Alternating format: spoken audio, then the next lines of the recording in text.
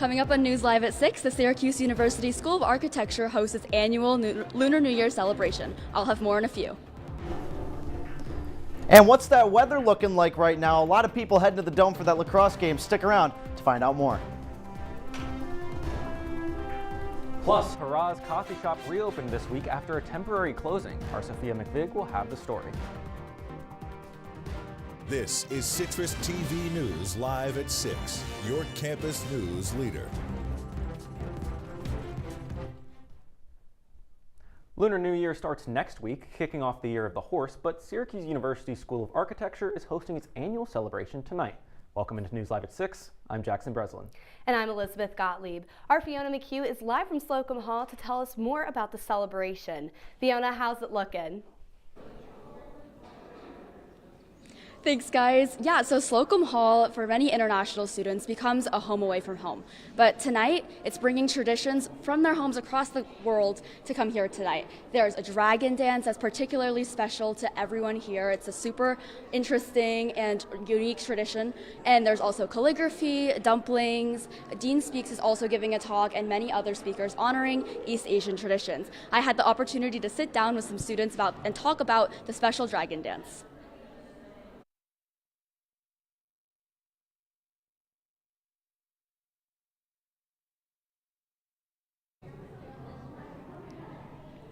Lunar New Year starts on February 17th, next Tuesday. There's going to be a ton of events around Syracuse, around the local community, and just on campus. Okay.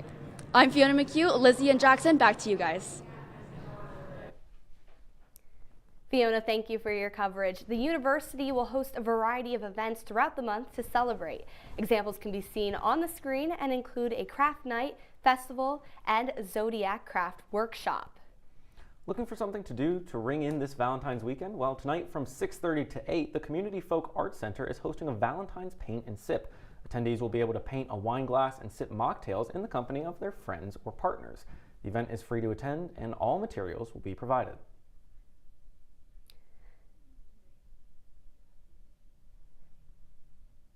Tonight from 8 to 10 p.m., the inaugural Swan Ball will be held in the underground of Shine Student Center. Attendees will be able to strut the runway themselves or sit back and watch. There will even be surprise guest hosts as well as a Vogue workshop in preparation. The theme of the night is Black Queer Joy, and all guests are welcome. Well, Elizabeth, I don't know about you, but sometimes I really feel the need for a ghost hunting kit. And lucky for me, Syracuse University has a new collection of items that students can loan. The new assortment of items is called the Library of Things. Items include a button maker, knitting kit, steamer, SU neckties, and more. Some items are reservable, while others are available on a first-come, first-served basis. To see the full list, check out the SU Library website. That is a lot of things, and I don't know, a ghost hunting kit is definitely an interesting choice to have on there. Look, I think that's really exciting. I'm not very familiar with the ghost population here in Syracuse, but I wonder what's in that ghost hunting kit. I really do. I hope it's like the big Ghostbusters like backpack that I put on. The proton pack or whatever it is. Whatever it is. And you know, it is Friday the 13th. It is. So I feel like I might be needing to get it. And also some of the buttons and the neckties, I feel like I can make my own suit with that. And all with an SU necktie to boot. So I don't know, I might have to check it out. Yeah. Well, the city of Syracuse has fired the company responsible clearing the city's sidewalks, citing performance issues. Kimball and Kimball Companies won the bidding war last November to be the company responsible for carrying out the city's sidewalk snow removal program. Syracuse Mayor Sharon Owens has said that after receiving several complaints from residents and small businesses, she has decided to return to the original company, JSK Snow Services. Well, Elizabeth, luckily that snow is off the roads now, and they've been able to plow it a little bit, and today was actually beautiful out. I mean, it was sunny, it was, all things considered, warm, I would say. Yeah. It was nice. I mean, as long as I don't have to be wearing gloves and a scarf in addition to a winter coat, I say that's a pretty warm day. It's definitely a plus. Well, the good news is that our weather anchor, Drew Matyasik, is here in studio to tell us a little bit more about what's going on right now and into tonight. Drew, what's it looking like? Thanks, Jackson and Lizzie. Yeah, I woke up early this morning and I didn't hear the birds chirping yet, but I saw the sun coming through. I haven't seen it in a while. It was peeking through my shades. Great way to wake up. And talking about a great way to wake up, great way to end your day, going to the Syracuse lacrosse game. Right now, a lot of people are heading to the Dome to get their lacrosse, well, they're not getting lacrosse sticks, bringing their lacrosse sticks, seeing them throw the ball around on the field out there. 23 degrees right now, feels like 21. Great temperatures and great conditions to be walking to the game in. And then as we keep it going into right now, it's 25 degrees, but when you walk over to the Dome in a bit, it's going to be a little bit colder out. Maybe just put a sweatshirt with a windbreaker over it, and you'll be good to go. Jackson, Lizzie, back to you. Drew, I like to hear it. Well, after being temporarily closed last week, Hurrah's Coffee House is back in business. Our Sophia McVig has more on why this new spot in Marshall Street temporarily closed their doors. Looking for a new place to get a coffee? The Hurrah's Coffee Shop on Marshall Street opened back in December of 2025, but since then, the business has faced some challenges. The city issued Hurrah's Coffee Shop a stop work order back on February 4th due to a sprinkler issue in the bathroom. Many students were disappointed by this closure. Yeah, I was pretty upset because, I don't know, I was looking forward to going there that day because, sometimes the library is just, it's not it, and the atmosphere here is very, relaxing, there's background noise, and you can really, sit and, so I was pretty upset when they were closed for, 2 days, In Syracuse, sprinklers require regular maintenance and testing, and they are to be installed by licensed sprinkler contractors. Although Hurrah's has resolved this issue and reopened on Tuesday, students are happy that this study spot is back in business. I've been to Salt City, and for me, they don't have a lot of outlets, and it's a smaller area. It's more dimmed. This is it's a very bright. The lighting's really good. There's always comfy chairs. It's always it's just a better atmosphere.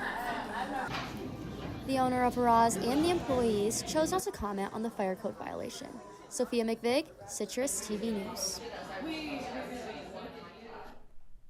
Sophia, thank you. All New York State DMV offices are now shut down through Tuesday.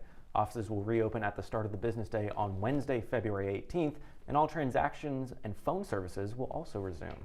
The temporary closures are set to give the offices time to test their new technology system. Updates to the system include more efficient transaction processing and a wider selection of online DMV services. The Syracuse Auto Expo is back this weekend at the On Center. This year is the Expo's 117th edition, making it one of the 5 oldest car shows in the U.S. There will be hundreds of vehicle exhibits and a new wine tasting portion, as well as local vendors in attendance. Subaru of America is partnering with shelters in the area to promote pet adoption during the event. Tickets cost $11. Today, the Sharon Chevrolet is reopening after being purchased by Buffalo-based company Westhair. Westhair is New York's largest automotive group, and the new Clay location will be its second Chevrolet dealership in Syracuse. Executives at the company say this new location will be ready to serve the population of Clay, which is expected to expand with the arrival of a new Micron chip factory in the area. Well, combat veteran David Hollenbeck has announced his candidacy for the New York 22 congressional race, seeking to unseat Democrat John Mannion. He's currently the only declared Republican candidate. Hollenbeck has a TikTok page with nearly 20,000 followers where he describes himself as a, quote, conservative, constitutionalist, and individualist. On the page, he offers his perspective on current events. I'll codify the Trump agenda, secure borders, lower taxes, school choice, no DEI mandates. I'll back ICE and law enforcement against radical leftists who would see them defunded. The county Republican committees who make up the congressional district have not yet endorsed any candidate to run against Mannion. Governor Kathy Hochul is announcing a partnership with a New York nonprofit to transform state-owned land into an affordable housing development. The proposal includes over 100 homes and a 28,000 square foot community center and health clinic. The development is expected to create 350 jobs during the construction. Representative Nicole Matyasik of New York's 11th District has requested the U.S. Supreme Court prevent the redrawing of districts that could put her seat in jeopardy. The Republican Congresswoman has filed an emergency application with the Supreme Court in an attempt to block a state court's ruling.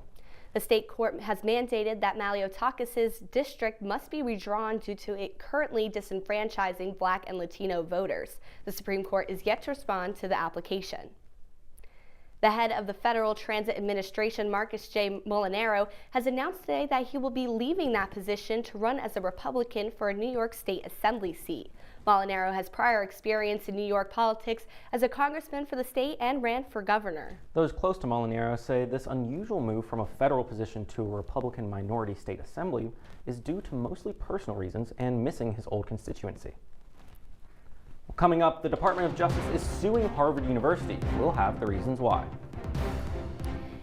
And a federal department is expected to shut down. What could be impacted when we return? Rolling. Sound is speeding. Can you slow that down, please? This is 28-1. 28-1.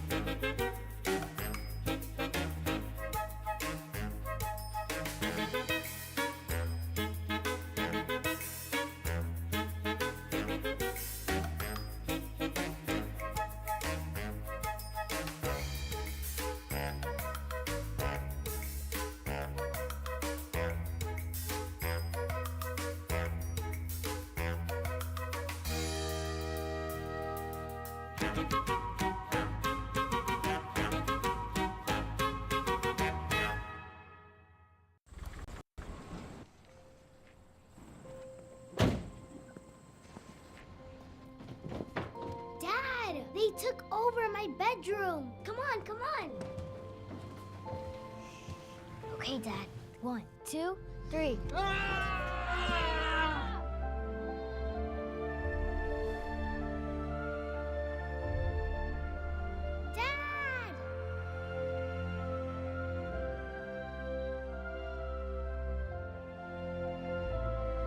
You saved me. Dad? Are you okay? I'm fine, dear.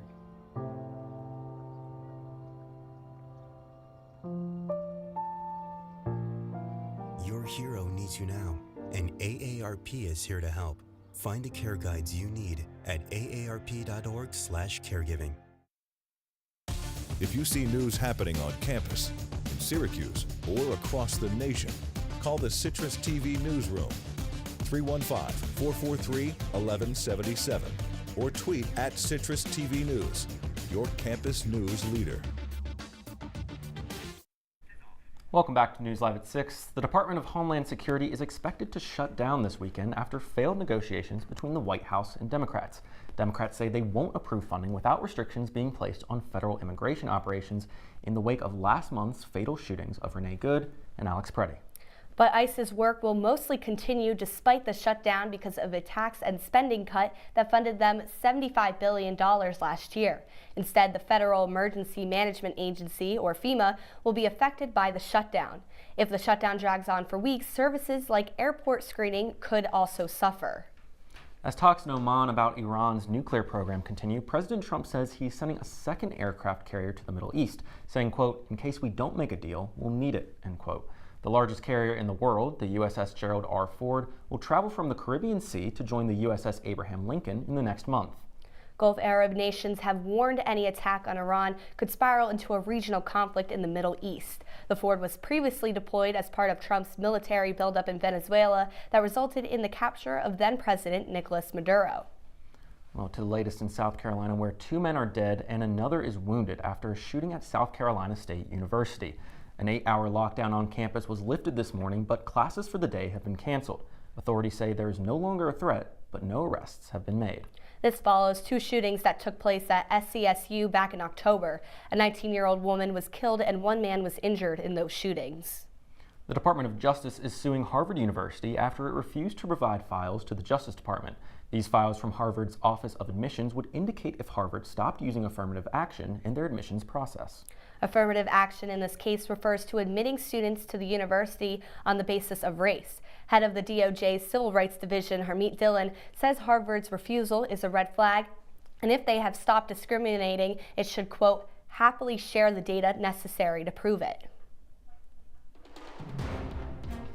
And coming up on Live at 6, your 5-day forecast and more coming up just right after the break. Welcome to my house. Lately, not my happy place. Everybody's pretty tired of each other.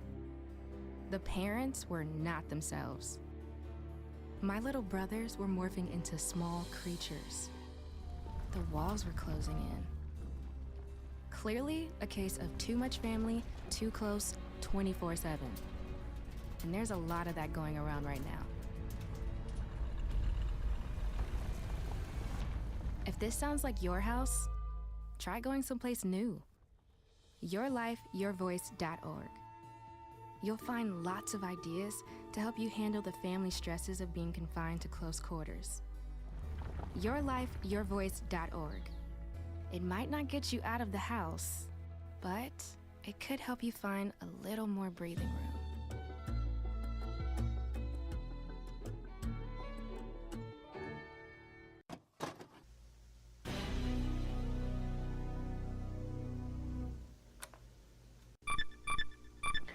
Welcome back to the Esports Juice Box, where we break down this week's esports news into digestible sizes for you. With the end of CSGO and the release of Counter-Strike 2... Welcome back to the Esports Juice Box, where we break down this week's esports news into digestible sizes for your easy consumption.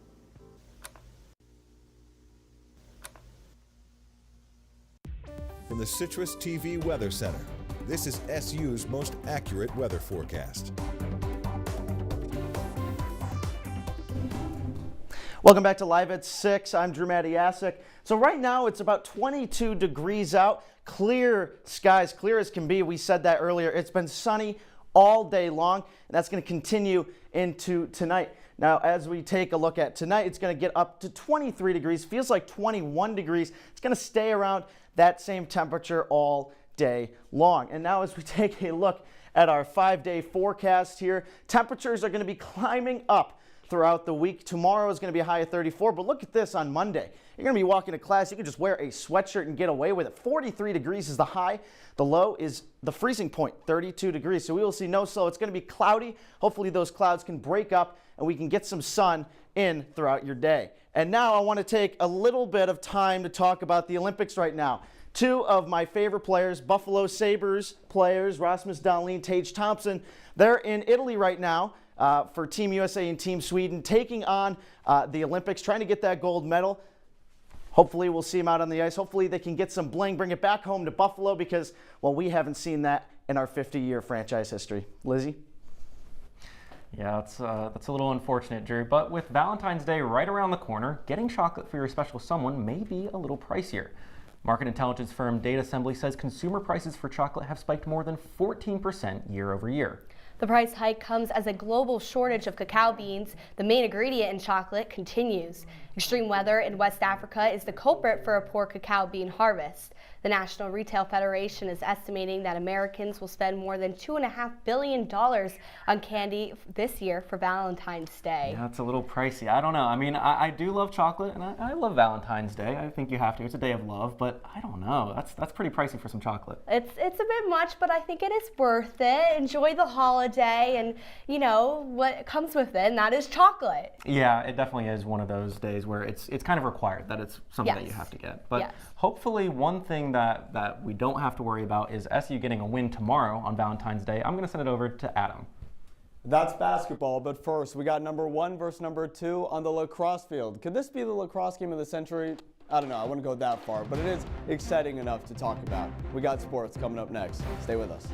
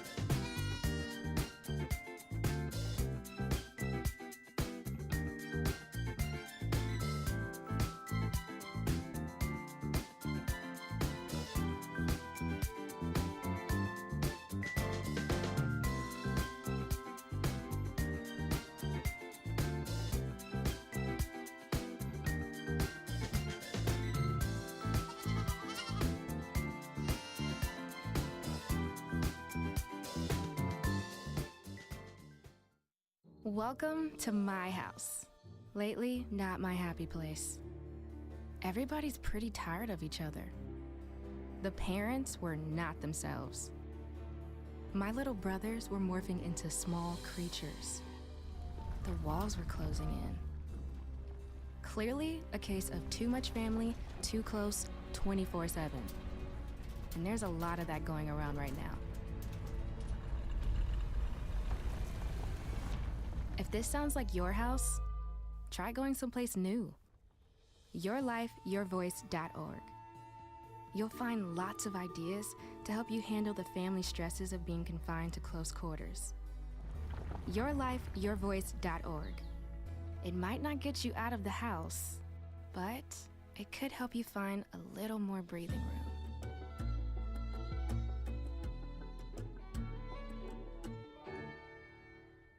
And now, your Citrus TV Sports Report. Well, it's very rare when you have the top two teams in the nation face off in week 3 of the college lacrosse season, but that's exactly what's going on in the Dome as we speak. Welcome to sports. I'm Adam Avon. That's right. Number 1 Maryland and number 2 Syracuse are battling right now. Last time these programs faced off back in May, the Terps ended SU's season in the national semifinals. So the Orange looking for revenge. How's it shaping up for Syracuse? Our live update from the Dome is, we're going to pull it up in a second for you. 2-2. It's tied right now. I'm halfway through the first quarter. Last time I checked, there's about 4 minutes left. And this one is tricky because Syracuse hasn't beaten Maryland since 2009, at least not since Gary Gates been the head coach. But we want to let you know that regardless of whether it's a Syracuse win or a Syracuse loss, Orange Press Pass will have your coverage at 9:30 p.m. on Citrus TV's YouTube and X. It's an exciting one in the Dome today. Well, Maryland wasn't the only number 1 ranked team on campus today. In women's lacrosse earlier this afternoon, number 1 UNC and number 14 Syracuse took the field first, and it did not go SU's way. Kind of disappointing performance for the Orange. North Carolina, the national undefeated defending champs for a reason. They went 17-0 last year. They grabbed a win over Syracuse, 13-9. It was always going to be difficult for the Orange, who haven't beaten a number 1 team since 2014. That team was UNC, if you were curious. But now they dropped to 0-2 on the year. They have a new coach, Reggie Thorpe. He's trying to rebuild this program after Kayla Traynor parts for Penn State a season ago. So now they're winless for the first time this early in the season since 2009. And it doesn't get any easier for SU when they have to travel to number 5 Stanford next Friday. Not exciting stuff from the Dome today. But over to the basketball side of things, while women's lacrosse hasn't gotten that first win yet this season, Syracuse women's basketball is having no issue winning games. And if there was any match you'd expect SU victory, it was this one against Pittsburgh, who SU has beaten in 27 straight games. 27 against one opponent. I don't even know how that's possible. Well, it is kind of possible when SU shoots like this. Sophie Burrows, the team's 3-point leader from a season ago, knocks down one early to get things rolling. The 3 balls were flying in this game. Not just Burrows, Dominique Darius with one herself ties the game back up at 18. It was a close contest early on, but no longer after Uche Ezoje breaks things open for SU, the favorite for ACC Rookie of the Year. If there was an award for most underrated transfer portal grab, Darius has to be a front runner too. Knocks down the 3 there. When you have her knocking down those 3s, then Ezoje blocking shots like this. Come on, now in the third quarter, the Orange up by 18. The game was pretty much out of reach, so we're not even going to show you highlights from the fourth quarter. It wouldn't be nice to the Panthers. Maddie Potts hits that 3 late to put the Orange up 30. What a dominant win for Syracuse in the Steel City, a crushing defeat.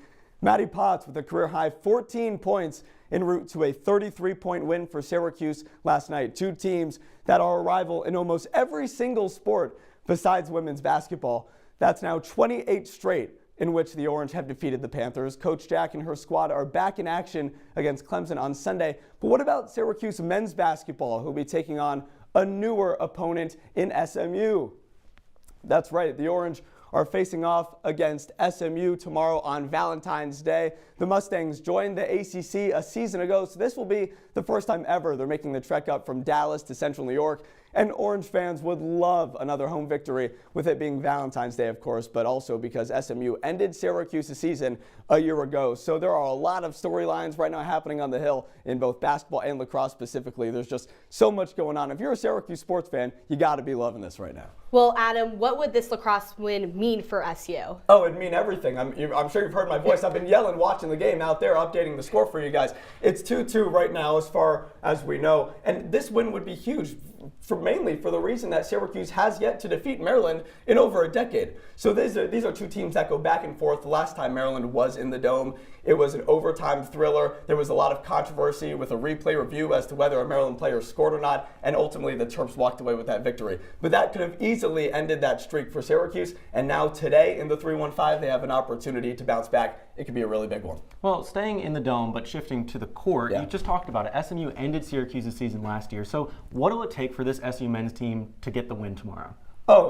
Syracuse needs to play their style of basketball the way that they've been playing as of late. They had a great double overtime victory against Cal just this past week. They scored 107 points. They have not done that in a long time. So right now the bus is rolling for Syracuse. SMU, though, with Boopie Miller leading the way, is not an easy opponent to face off. He's one of the best scorers in the conference. So can Syracuse and Donnie Freeman get back to the way that they've been doing things so far? We'll see against a tough opponent in SMU. But they need this. They need this to continue their momentum heading into ACC play. As I get a live update from our producer that Syracuse men's lacrosse is now leading the game 3-2 in the Dome. So hopefully Syracuse basketball can get that win on Valentine's Day tomorrow, but Syracuse men's lacrosse right now looks like they're trending in the right direction. You're going to want to stay updated with all our coverage throughout the rest of the day. Yeah, exciting news, Adam. Well, right after the break, we'll have one last look at your wake-up weather. Don't go anywhere.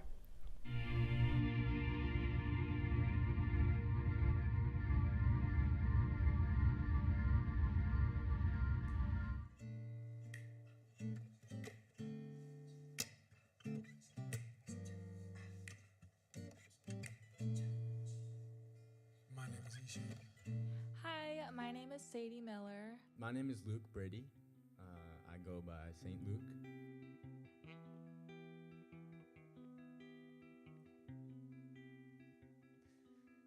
So this one I started with this guitar lick.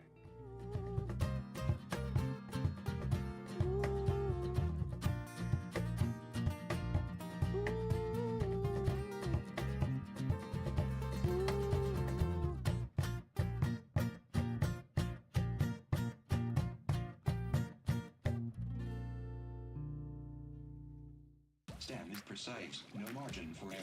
Dare to forget that. Dare to have fun with it. Get weird with it. Dare to send those old STEM theories flying past the neighbor's house into outer space.